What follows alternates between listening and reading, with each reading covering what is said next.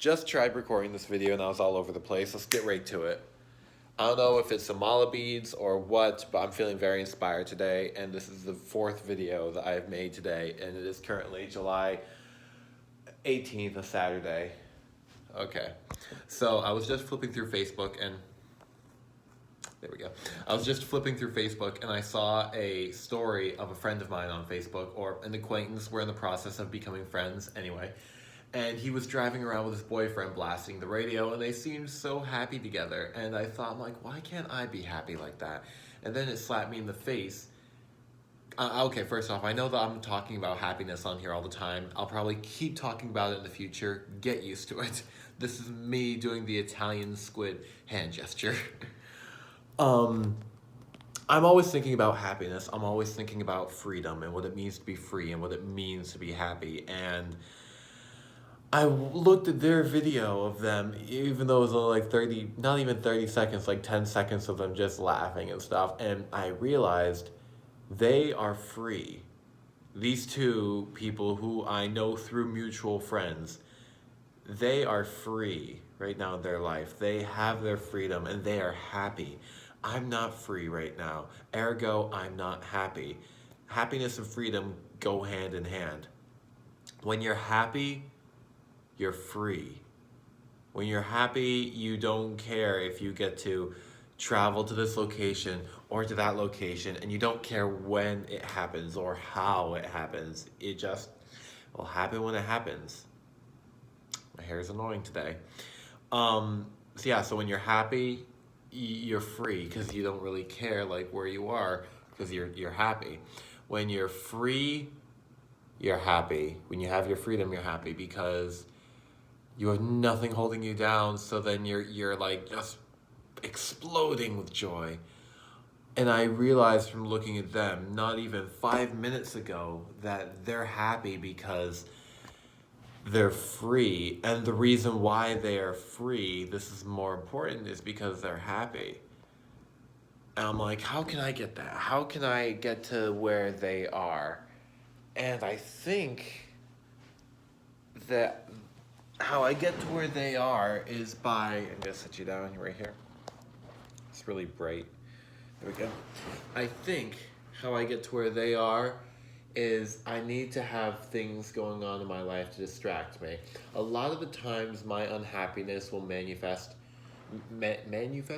that sounds right. A lot of the times my unhappiness will manifest from not having anything to do, especially when I'm back in my hometown in Maine. When you are not busy and you live in a very isolated place like that, even during the summer when tourist season is at its peak and like the population triples in my town, it's kind of scary. But even when it's tourist season and there's a lot of people around and a lot to do, it's still very easy to get bored, and then boredom leads to sadness and loneliness and sorrow and depression and anger. Actually, no, it doesn't. It leads to everything except anger. Anger and vengefulness, and power, and wickedness and being evil. All of those dark emotions are actually what I use to pull me out of that slump. I know that sounds weird, but when you are put in a situation where it's like you either have really sad crying emotions, or you have really angry, violent, vengeful emotions, you tend to lean towards the ones that don't hurt. The anger one makes you a dick and an asshole, but at least you're not hurting on the inside. Am I saying that's the way to go all the time? No, not really, but a lot of the times I will, like I discussed in the past video that I also recorded today, a lot of times I will flip off my humanity switch and I'll be a heartless, cold prick. And I'm doing that not because I want to, but because I'm trying to protect myself. A lot of times people will do this to protect themselves because in all actuality, they are hurting inside, they are lonely, and they are longing for happiness, for adventure, for acceptance. They're longing for a lot of things, and they can't get it right now for one reason or another. So they flip their humanity switch, and they do that in order to protect themselves and build this protective shell, this cocoon around themselves. I've done that many times. In fact, right now in my life, I'm pretty sure I'm doing that because it was helping me survive and get by. Um, but especially when you live in a small town like the one that I'm from, you need to make sure that you keep yourself busy all the time, and then you're not gonna have a moment to like stop and think, am I happy? Do I have my freedom? Do I have my freedom? Am I happy? You're not gonna have time to think about that because you're gonna be so busy. And then when you're not busy working, you're going to be hopefully using some of the money you earn to go do other fun things that enjoy you. Hopefully you'll get in your car and you'll go out of town and you'll go do something fun, hopefully. And by doing this, you're going to just fall into a rhythm of like what makes you happy, and then when you are happy, that is when you achieve freedom. You achieve and when I'm talking about freedom, I'm talking like it's a freedom that you can't exactly put a label on because it's like the purest form of freedom. You feel like you no longer have anything weighing you down. You no longer have a weight, a burden upon you. You feel limitless. That's good. You feel limitless. You feel like wind, like a breeze just blowing in the wind, and nothing is going to stop you. It's a feeling that I've experienced a few times in my life, and it's a gargantuan feeling in and out of itself. And what that word means, gargantuan, like maybe I'm using the word wrong. I forget what gargantuan means. I guess I should learn a word before I use in a sentence.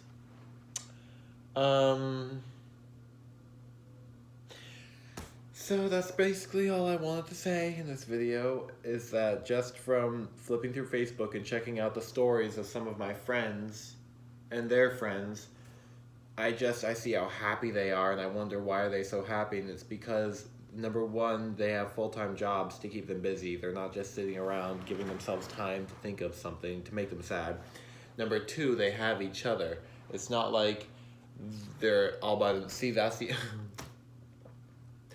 why I wrote down on that list what are my priorities. Getting a full-time job, and then with that full-time job or full-time jobs, getting myself either a girlfriend or a dog. At this point, I will even take a boyfriend. I mean, I know that sounds weird or funny, but I think a lot of my happiness comes from me not keeping myself busy, not doing what I love, not being in a place that I love.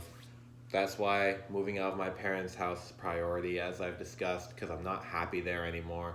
I'm happy visiting there, but I'm not happy living there. I'm not happy being alone anymore. I've become extremely bitter and angry and sad, and I no longer want to be alone in my life. So damn it, I'm sick of waiting around for a girl to come into my life, at this point, I'm sick of waiting for a guy to come into my life. That's how desperate I am. I'm just going to get myself a dog. Once I get my own place, I'm going to make sure that I have full-time work or full-time works. And I have a car, so... And I have in Maine, the largest city in the state of Maine is Portland, and that is 2.5 to 3 hours away from Rangeley.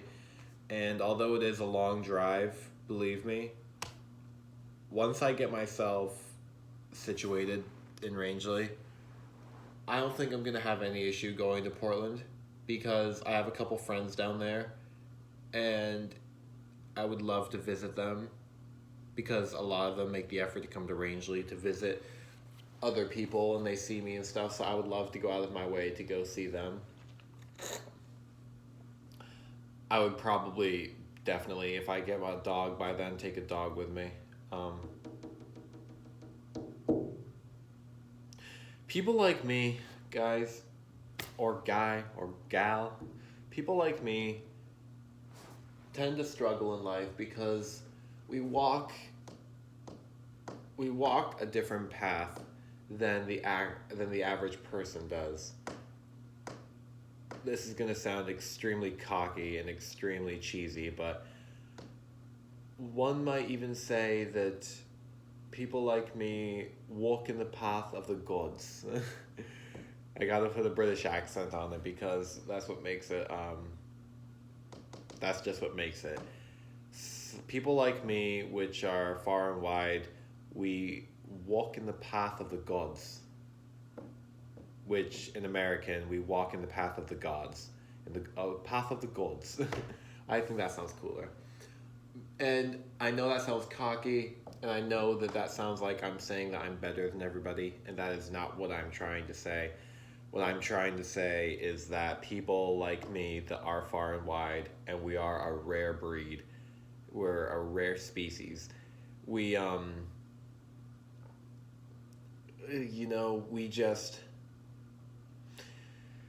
we're constantly chasing after things, trying to find ourselves, trying to be satisfied, trying to have power, have control, lose control, find love, find happiness, find purpose, find meaning.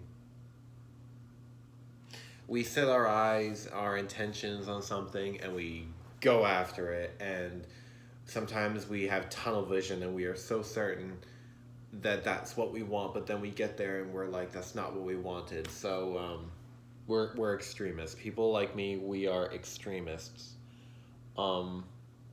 Which is kind of ironic because sometimes we will be so committed and so sure of something no matter what anybody or any of the signs will say, and then even when we're proven wrong, we'll still end up giving it another shot eventually later on down the road.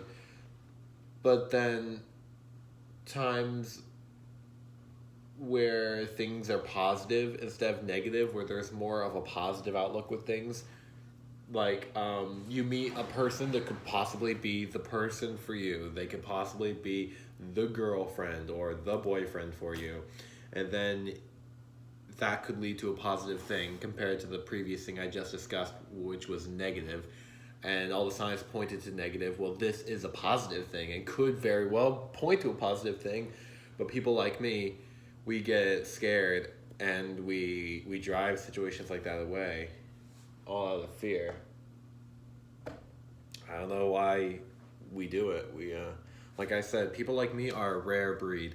I cannot tell you how many times in my life I have come across people who have said to me, and the trick is when people say something like this to you, don't let it go to your head. Take it in, say thank you, take a compliment, and just don't let it go to your head. I've had moments where I've let it go to my head, but I've only let that happen when it's just me and nobody else in the room. I don't like discuss this with like anybody because then it does come off as cocky. I have had, down here in Florida, when I was at Kripalu in Massachusetts, which is my yoga school, and in my home state of Maine, and even in Boston, when I was in Boston multiple times for class trips and whatever, I've had people all over, up and down the East Coast, tell me, like I want to say at least 9 people in my life have told me this. I have never met anyone like you. You are such an amazing individual. You are such a unique individual. Wow, you're incredible. Any one of those 4 phrases, or maybe slightly modified, I've had like 9 people or more tell me something along the lines of that. Any of those throughout my entire life. First time it was told to me was when I was a kid. I can't remember exactly how old I was, but I was young, and I just played it off as no big deal. But then more people started telling it to me over time. And these weren't just people I was related to. These were people that like just met me and only knew me for like a couple hours. So, I mean, we're all different breeds of people, and I guess I'm either one of a kind or a rare breed.